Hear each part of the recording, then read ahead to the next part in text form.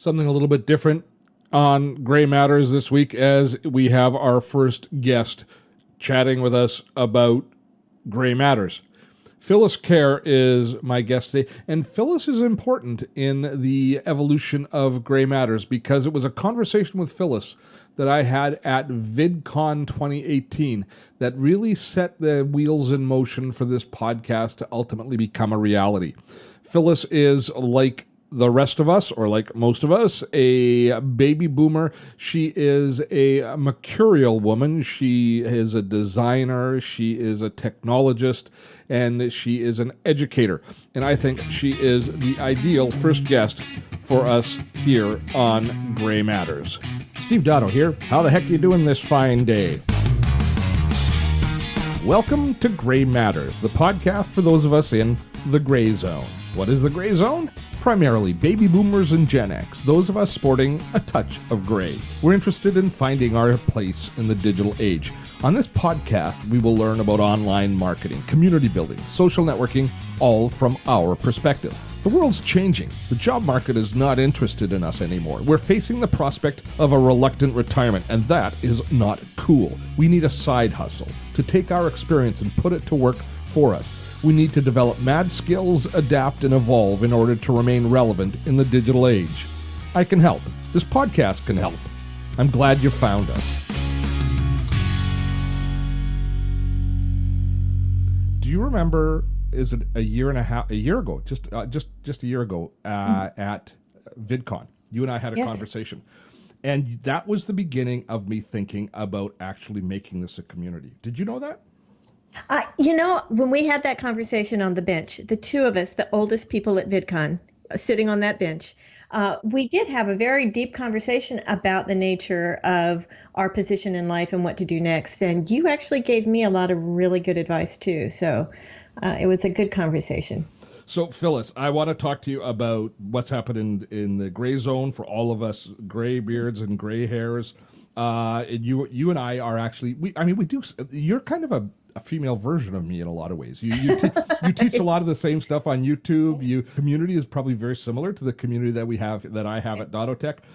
So I find it really compelling and really interesting having a conversation with you. I'm always careful that I don't try and share too many secrets because I figure you're going to steal my whole audience away from me. Oh, no, never. I would never do that. But I have learned that lesson through time. Because I'm a giving, sharing kind of person, and I love to talk tech, and I love to explain things. And even just recently, I explained a process for something to somebody in the space, and the next week they were doing exactly the way I had described, and it was a proprietary kind of thing. So, I have learned through time to guard some things. Guard a few of your secrets. We won't ask you to share too many of your secrets today, but just enough to keep everybody interested. So So first of all, your background. How long have you been doing the social media stuff for? Oh, goodness. Well, okay. So when you say social media, it was the moment there was social media. But before that time, I was always a marketer. So it was offline to online marketing. And, as soon as MySpace was up, I had musical products because I was a musician and I had... I didn't know that. What did you play? Oh, my gosh. Okay, so the life before this, Phyllis, I was a singer, songwriter, performer, music teacher, general crazy person, and I created content in the form of cassettes and CDs and curriculum. So you started in so here we'll have a little bit of just to indulge ourselves for a moment. My career before I began in television was in music as well. Oh. Except I was a terrible musician. Oh. but I was mechanically gifted. So I used to repair musical instruments. So I repaired clarinets and flutes and bassoons and trombones, and I repaired them. I played clarinet and bass clarinet, alto clarinet, and oboe. And the oboe just about killed me. Oboe just kills everybody. So yeah, that's so. Well, first funny. of all, you got, to get the double reed, you got the big muscle things happening on the side of the neck, and people that are oboists are just funny looking people. And the fingering makes no sense whatsoever. It's no true. sense whatsoever. And actually, the fingering of the oboe actually got me kicked out of orchestra because I could not remember how to play the stupid thing. And the director looked at me and he just pointed and he said, "Out." First world problems. First world problems. Okay, so you started in MySpace. You started doing the social media stuff in MySpace. So you are pretty much of the same vintage as am I. You are a baby boomer.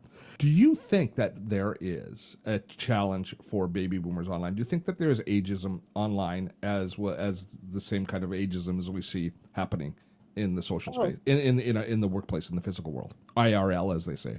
Absolutely, at first glance. But I do, I'm always overly optimistic for things.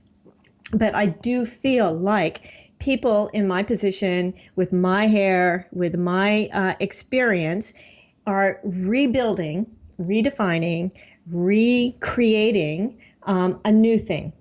Because if we stay in this space where we have people that are in their 30s and early 40s, we're crowding them. And they get really kind of like not happy. And if you put us side by side, if you put me and an Amy Porterfield side by side, the audience is going to go to Amy. Why? Why? Because, and I'm just going to straight up say it, okay?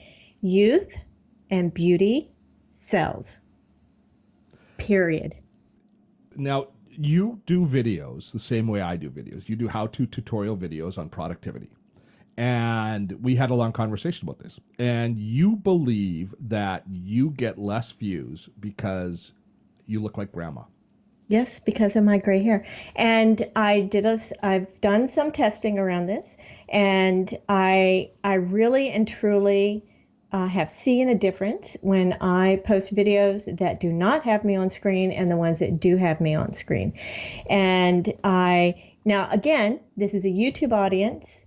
There's not a lot of boomers in that space yet. That's a fallacy. We'll talk about that in a minute, but you go ahead. They're there, they're lurking. They're not doing things. Yeah, well, they're not publishing as much. I'll give you that. And they're not necessarily looking for what I'm providing. You have to remember what I'm providing is something that a younger generation is also providing. Mm-hmm. Whereas a boomer audience, they're not necessarily at this point in time looking for how to use Google Calendar for marketing. Yeah. Right? So when you said you've done tests, so you've posted videos with yourself on the thumbnail, and then you're not yourself on the thumbnail, or in the actual video itself? Both. Okay, and what was the results? Well, the results is now here's the other thing. You can test all day long. So I have this test where it's just my screen, and I'm teaching a subject, and I'm just showing the screenshots and all that. Now, I do another one with me on the screen and pretty much teaching the same thing with some screenshots and, making it look nice and all that. Now, YouTube likes to show the non-face one more. I don't know why that is. Because that runs completely contrary to what we're taught. Yes, exactly. And I don't know if it's because that initial wave of people liking it was stronger for the non-face. Right. So, again, it's an odd position to be in the same teaching space as 60, 50, 40, and 30-year-olds. Right. It's a large age range for teaching the same types of things. So the trick is, what can I bring to the table that a younger person can't? And the only thing I have is experience, right? I have the same technology skill as someone, maybe a little bit more, but the technology is not that complicated. So what is it that I bring that's extra to the space? And that's just my experience, I believe. So, for our community, for the baby boomers, I wonder if there's more isms at play here than just ageism, though. Because I don't experience the same challenges, and my hair is even grayer than yours. But putting my face on the videos doesn't seem to impact or is a benefit. And I wonder if sexism is a part of it as well, that people are more likely to trust an older male than they are an older female. And there's something inherently wrong. Yeah. Yes, I'm sure that is in play. Also, personality. I mean, I'm a very animated person, and I can go off topic very easily and make silly jokes, and that can be construed as I don't know what I'm talking about. Yet when I focus, I'm right there and have everything in order. So I think there's also personality for audiences. So if you put all those together, I'm screwed. So, but here's the good news. You're screwed, but you're still successful online. You've still got a rabid following. You've built a great online presence, and despite all of these handicaps, you're still relevant. That's what's important. It's a nice audience. It's a wonderful community. I have people who just I adore to be with, and we're even doing some in real life get-togethers. I'm going to Florida for a few weeks. I'm going to be meeting with a group of our students in the Tampa area and then also in the Fort Lauderdale area. And, I think those relationships and those experiences really solidify a business because people know you. They get to know you as a real person and not just somebody on a screen. Yeah. So I really enjoy doing those. I've done those all through my online marketing career as these in real life things. Now, let me talk to you about our colleagues, the other people in our age demographic that didn't start as you did on MySpace, that are now looking to reinvent themselves, that are finding that there's a job market that isn't as interested in them. When you have a friend, when you're sitting down having coffee with a friend, male or female, of our vintage, how do you encourage them? What are you telling them about the opportunities that online represents? What are the touch points that get you excited for them? Well, usually they have, something to offer in terms of teaching. But the problem is that there's usually a really big gap between the technology that they grew up with and where it is now. Yeah. And I don't want them to waste time trying to learn the technology necessarily unless it's that they love it and they enjoy that type of thing. But somehow they either have to go through that technology learning phase or they have to learn to outsource it. And I like to, try and figure that out right away. Because otherwise they get very frustrated if they're not into the technology. They get very frustrated by the time they get halfway through the things that for us is just like nothing, it's like, we know it like the back of our hand, but it's all new to them. So instead of getting them in a place of frustration where they can't give their gifts to the world, I'd like to kind of steer them into, okay, you need someone immediately to help do this for you. And outsourcing is not that big a deal these days, And really, the technology is, the pieces that are in place already they aren't as difficult to learn as when we started. Whether you're recording a video, a screencast, you're doing, if you're recording an audio product like we're doing right now, any of these things, the barriers for entry are so much lower, and the skill set that we've got. It's what I always tell people is it's such a learnable thing. It shouldn't stand in the way. It's learnable, but I think we are unaware of how beginning some people are. For example, I gave Instagram marketing workshop, live workshop, and we got everybody set up. Everybody's on the thing, and I said, okay, now open up another browser, and everybody was like whispering to each other, "What's a browser? What's a browser tab?" And I was like, oh no. There's vocabulary that I have used for 10 years that a lot of people don't grok yet, and they know it's a thing, but they don't know the vocabulary. So I was like, oh my gosh, take a step back and let's start over. So I always want to come in with these high level marketing strategies and how to do this and how to do the video and how to set up your email structure and all that. And sometimes I have to stop and say, okay, let's discuss what autoresponder means. Yeah. This might be the only podcast that you can safely use the word grok, by the way. I use it a lot. That dates me, doesn't it? I know it does. It dates all of us. Yeah, I use it too. And when people started staring with blank expressions, I realized they had not grown up in the 70s. So having said that, so you said outsource. Where do you turn? Where do they turn for that outsourcing? If they've got a skill set, they've got something they want to share, they want to start exploring the online space. Where would you recommend they turn to start? Well, sometimes, I live in a small town, And there are a lot of young people who are trying to figure out how to make a living. And they know some aspects that can be very easily outsourced to them in a side hustle type of thing.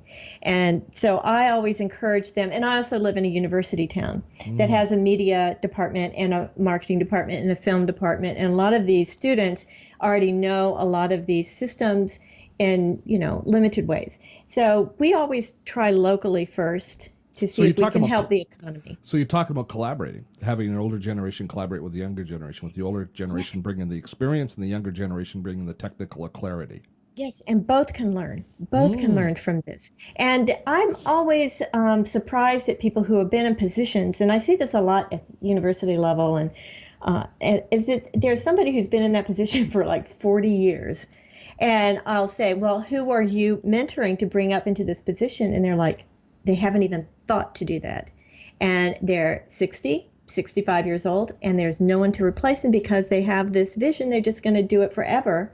And there's this lack of understanding that it's a community and you bring people into position and you mentor and you have legacy. It's a big conversation, I think, that not a lot of people are having. So let's change channels for just a minute, because you've got two aspects of what you're working on that fascinate me right now. One of them is you're hitting the road pretty soon for a fairly extended trip. Are you? Am I right? Like you're migrating to becoming a digital nomad of some sort. Well, I think I've always been a digital nomad because I don't like to fly.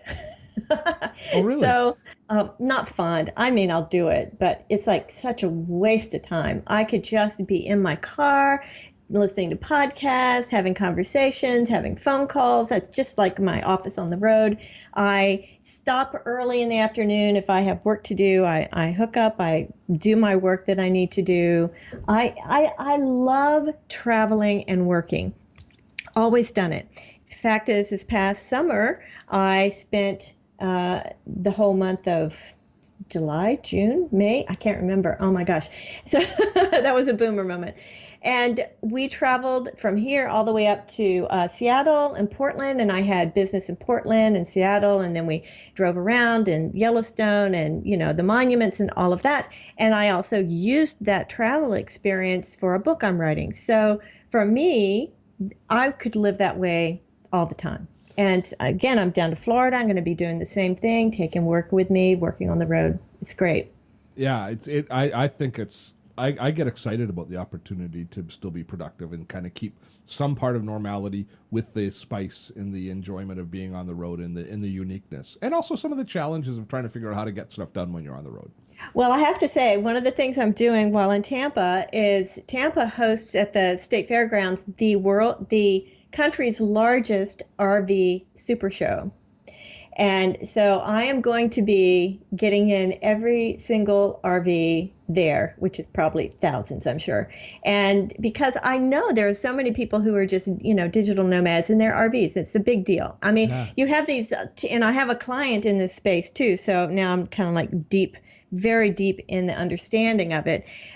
You have our generation that's in the RV, and they just they're doing their thing. They're seeing the national monuments. They're going to all the national parks. They boondock. They have camping groups that they go to. It's just their life. Boondock is when you just park like in a parking lot and without having any hookups, and you just sleep.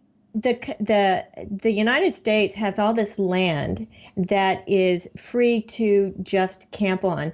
There's no camping fees. Of course, there's no electric, there's no water or anything, but you just drive down a road, stop, and enjoy the wildlife, and that's it. And it's boondocking. Are you in an RV yourself when you travel? Well, this is the thing. We drive like we're in an RV. My car is usually packed to the gills because we take our house with us. It's like so stupid. We should be in an RV. So no, this is a boomer thing. I'm telling you straight up. I want to sell my house, my 3,000 square foot house on an acre of land, sell the whole thing, go buy an RV and travel for a year and do all my work while on the road. To me, that sounds so wonderful. That's one of the most exciting. That really speaks to me as well. I hadn't thought about. I'm not so excited about the idea of driving around the country in an RV, but I am very excited about the idea of flying and living in another city for 6 months, living in Barcelona or living in There you Dublin go. or something like that. That to me, that's an exciting option. I like my high-speed internet too much. I know. Well, like this client that I have, one of his biggest videos is how to set up cell phone on your RV so that you can work, be a digital nomad, and have good up and down speeds. And to be fair, for you in the States, I live in Canada. For you in the States with your mobility plans, it's far more practical because our mobility plans here suck. That's too bad. Yeah, it costs us a lot for data. It doesn't. It's not quite as good. So I think that's something that was definitely going to be a topic on a lot of our future podcasts here on the Gray Zone on Gray Matters because I think that the idea of being a digital nomad is just so appealing, and it's such an opportunity for us to get. Well, I can do 90% of my work on my phone. Yeah. And a laptop and like you said, my data plan here is just phenomenal. I have unlimited data. It's just, and this phone right here, I'm taking 4K video and it's a Pixel. And I have gone on little tests where I see how long I can go with my phone to do the work. Yeah. And it's really amazing how much you can do. Well, with the Google ecosystem as well. It's now you held up your phone for those in the podcast, they won't have seen it, but is that one of your patterns on the back of the phone? Because that's the next topic I wanted to talk to you about. Is it? Yes. It yes, is. It is. I will post an image of this in the show notes for those of you who are listening to this in the podcast. Phyllis, you design graphic just patterns. You've got this whole pattern thing that you design, and you're getting into merchandising, which I find fascinating. Yes, e-commerce is the thing. And for many baby boomers and Gen X who are migrating out of the normal workspace, and the sort of knowledge work that we do, teaching courses, doing online courses, creating videos, doing a podcast, that doesn't appeal to them. That's not in their space. Right. Exactly. But selling something, creating a product, finding a way to sell it and merchandise it, that is fascinating. And that's what I wanted to talk to you about now. So how far are you into this journey? I think I'm still in the exploratory testing stage. I kind of consider myself a scientist, researcher kind of person. I have to go test everything out to find the best one. I've always kind of been that way. So I'm still I go to Threadless, and then I'll go over to Teespring, and then I'll go over to Vida, which it's all these scarves are from Vida, Vida. So what you're talking about fulfillment and manufacturing partners that you deal with. Right. So these are on-demand printing. So on-demand printing, you can print on anything. This is a design on my purse that I did, right? So you can put on-demand printing on anything. And so I sort of made a commitment to myself that I would not buy anything ever again unless it's on demand and I had some design aspect of mine added to it. So this is very interesting. If I need a towel, I can go buy myself a towel with my design on it. If I need a new rug, I can go get a rug with my design on it. If I need a new shirt, just like that. So I never have to go to Walmart or Target or Macy's or, any place anymore. I can have it all custom designed. And I think this is just so invigorating to me for some weird reason. And I know there are a lot of people like this. Now that is exposing you to all of the different opportunities for custom work as far as adding your design to other products. But what about making money from it, turning that into a business? Talk to me about that. Well, there's where the marketing comes in, right? And I have been following a whole bunch of people in all of these different areas to see how they're marketing and see how they make money. And you still have to market. This is the thing. A lot of people say, oh, I just made this beautiful scarf. Now, it's so pretty. And if you build it, it's not necessarily that people will come. You have to have a Facebook ad. You have to have an influencer. You have to have a pretty aesthetic when your Instagram account has to be on point, or on fleek, or what are the young kids saying? I don't know. But you still have to market. Now, again, this is something you can outsource. And, if you are not a marketer at heart, then you are going to have to partner with somebody or learn how to do it. And I know you feel like, a lot of this somebody can learn, and it is true, they can learn it.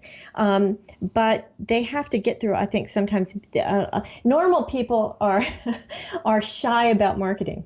Mm-hmm. You and I are not shy.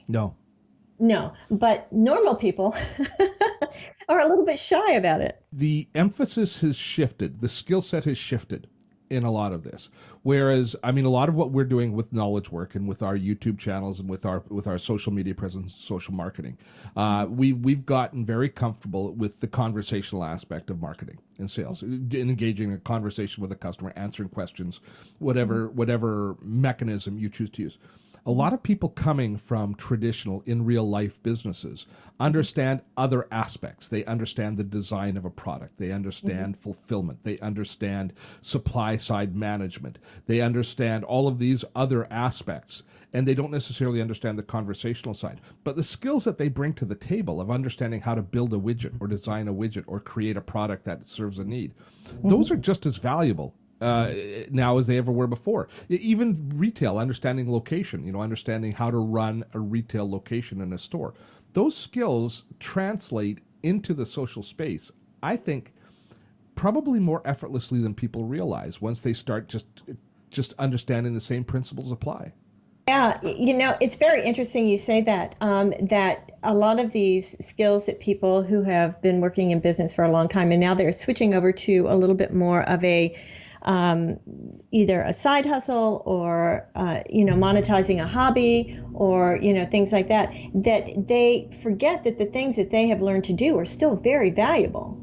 And that they just have another layer they need to add on to that in order to really become successful in an online business. But also, there is this whole environment of, you have this online business, but there are offline ways for it to exist also. For example, this scarf thing that I keep holding up, Vita goes and works out brand arrangements with Nordstrom's. And so Nordstrom's has a pop-up with the physical things in Nordstrom's store from Vita.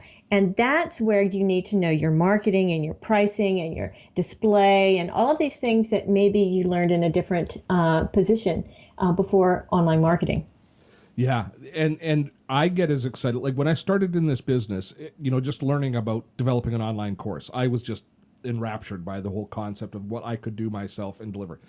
I'm feeling the same excitement when I talk to people like yourself who are into the merchandising side, who are developing online products, and I'm starting to recognize just what Amazon fulfillment can look like for people, and seeing how somebody who maybe made their career as a, if we're looking at somebody transitioning out of a job, let's say you were the purchaser for a drugstore chain, you're a purchaser, and you would think, if you were packaged out and they said, we don't have a job for you anymore, and you're 58 years old and you always bought cosmetics, you might say, that's the end of the road. But that person, just because they can't open a drugstore and sell beauty products anymore, the opportunities for them through Amazon, understanding supply, understanding weight labeling of products, understanding understanding what the marketplace is moving to, all the things that were their skills as a purchaser, they can take and they can apply themselves, and they don't need a retail front. Amazon will provide everything they need as far as fulfillment, all of the marketing you do as far as the reviews, the sales page, all of that sort of stuff. To me, it just invigorates me thinking. Yeah. But I know a lot of people in our space, in our age group, a lot of our friends, when they get that call into the boss's office, the floor falls out from underneath them, and they don't realize that it's just another floor.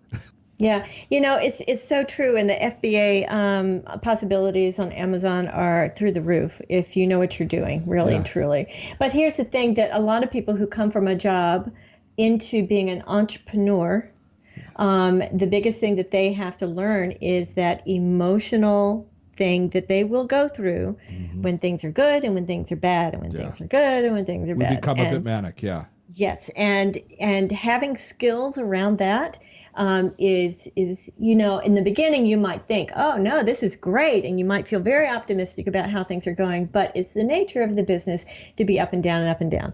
So that sort of preparation to know what to do emotionally when those things happen would be a great skill to have. Well, that's where if you start before you have to start. Yeah. If you start playing Yeah. the mental exercises, people who are tuning into this podcast, they're playing the mental exercise already. Even ones that are gainfully employed are, I guarantee you, they are sitting there, they're sitting quietly having a coffee, going, what should I do? What excites me? Mm-hmm. And so that when that call to the boss's office comes, you're going to be going through emotional hell. That's not the time to make that decision, and that's not the time to start, really. No. You might be forced to start at that point there, but that's not the time to start. You're not going to be making the best decisions, and you're going to be reacting rather than planning. It's interesting. It reminds me of when I retired from the music business back in 2004. I quit, basically. I put everything in a Tupperware, put it in the basement, and said goodbye. And I went to the beach, and I lived on the beach for 2 years. It was the best pretend retirement ever. I would do it in a heartbeat again.